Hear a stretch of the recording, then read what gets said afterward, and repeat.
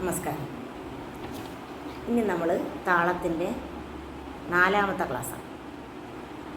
അപ്പോൾ ഇനി നമ്മൾ നമ്മളിപ്പോൾ ജാതി വെച്ച് പഠിച്ചു. ഇനി ജാതി എങ്ങനെയാണ് സ്വരങ്ങൾ എങ്ങനെയാണ് ജാതിയിൽ പാടുന്നതെന്ന് കൂടി നോക്കാം.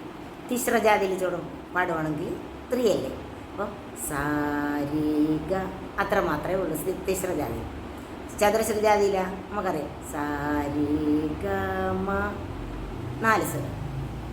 പഞ്ചജാതിയിലാണെങ്കിലാണെങ്കിലാ പഞ്ചജാതി എന്ന് പറഞ്ഞാൽ ഖണ്ഡം. പഞ്ചജാതിയിലെ ഖണ്ഡത്തിലാണെങ്കിൽ 5. അപ്പോൾ അടിയും കൂടെ ചേർക്കണം. സാരി ഗ മ പ 5 അടിയും കൂടെ ചേർത്താണ് നമ്മൾ എണ്ണേണ്ടത്. മിശ്രജാതിയാണെങ്കിൽ 7. അപ്പോൾ എത്ര വേണം? സാരി ഗ മ പ ധ നീ 6 വേണ്ടേ. അടിയും കൂടെ ചേർക്കുമ്പോൾ അടി എണ്ണുമ്പോൾ അല്ലാതെ 6 കൂടെ വേണം. അപ്പോൾ 7. ഇനി സങ്കീർണത്തിലാണെങ്കിൽ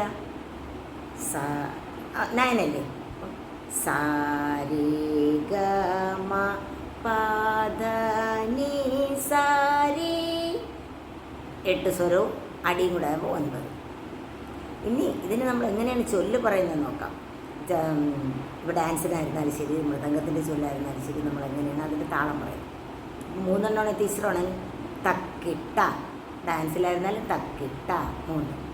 അപ്പോൾ 4 ചതുരശ്രമാണെങ്കിൽ തക ധിമി 4. അപ്പോൾ 5 തക്ക തക്ക ധിമി ഇല്ലേ. ഒരു തക്കയും നമ്മൾ പാട്ടൊക്കെ പാടുമ്പോൾ തക്ക എന്നുവെച്ചാൽ എന്താണ്, രണ്ട് സ്വരം തള്ളി അരയിടാം അല്ലേ. നമ്മളിങ്ങനെ അടിച്ച് തുടങ്ങുന്ന ഒരുപാട് കീർത്തനങ്ങളുണ്ട് ഇല്ലേ. ഗോവർദ്ധനൻ അതും അങ്ങനെയാണ് തുടങ്ങുന്നത്. പല കൃതികളും നമ്മൾ ചില ഹിമാദ്രിസുക പിന്നെ കല്യാണിയിലെ ഹിമാദ്രിസുക പടം വരും. ഹിമാദ്രിസുത എന്ന് പാടും. അപ്പം 2 അക്ഷരം തള്ളി പാടുന്നത് നമ്മൾ പറയും. അപ്പം അത് തക്കയാണ് നമ്മൾ ഉപയോഗിക്കുന്നത്. ഇനി അപ്പോൾ ഖണ്ഡം എത്രയാണ്? 5. അപ്പം തക്ക തക്കിട്ട. മിശ്ര എത്രയാണ്?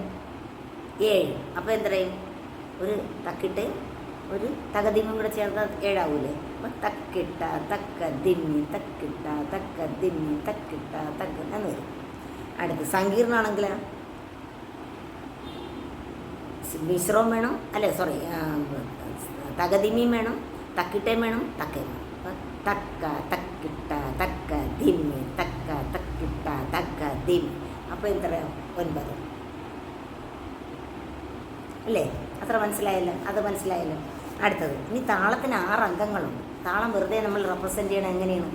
നമ്മൾ താളത്തിന് നമ്മൾ നേരത്തെ ലഘു, ദ്രുതം, അനുദ്രുതം എന്നൊക്കെ നമ്മൾ പഠിച്ചില്ലേ. അതിന് 6 അംഗങ്ങളാണ് ഉള്ളത് ശരിക്കും. അതിന് ഷഡാംഗങ്ങൾ എന്നാണ് പറയുന്നത്. ഷഡ് എന്ന് പറഞ്ഞാൽ എന്താണ്? 6. നമ്മൾ ഷാഡവരാഗം എന്ന് പഠിച്ചില്ലേ. ഷഡ്സ്വരം, ഷഡ്ശ്രുതി ദൈവം എന്നൊക്കെ പറയത്തില്ലേ. അപ്പോൾ നമ്മൾ ഷഡാംഗങ്ങളെന്ന് പറഞ്ഞാൽ 6.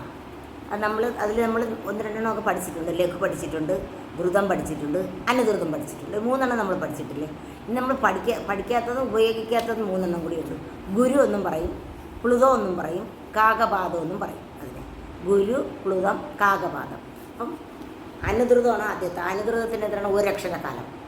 അതായത് ഒരു യു എന്ന് എഴുതുന്ന 1 അക്ഷരക്കാലം. ഒരു ദ്രുതം എന്ന് എഴുതുമ്പോഴാണ് 2 അക്ഷരക്കാലം. എല്ലെന്ന് എഴുതുമ്പോഴാണ് എല്ലിന് എത്ര അക്ഷരം വേണം കാണാം. ആവാം 3 ആകാം, 4 ആകാം, 5 ആകാം, 7 ആവാം, 9 ആവാം, ജാതി അനുസരിച്ച്. അതുകൊണ്ട് എല്ലിന് ഫിക്സഡ് അല്ല. അതിൻ്റെ സ്വഭാവം അനുസരിച്ച് അത് ഓരോ രാഗത്തിൻ്റെയും താളത്തിൻ്റെയും കൂടെ വരുമ്പോഴത്തേക്ക് അത് മാറും. ഇനി ഗുരു എന്ന് പറയുന്നത് 8 അക്ഷരക്കാലമാണ്. 8 അക്ഷരക്കാലം. പിന്നെ പ്ലുതം എന്ന് പറയുന്നത് 12 അക്ഷരക്കാലം.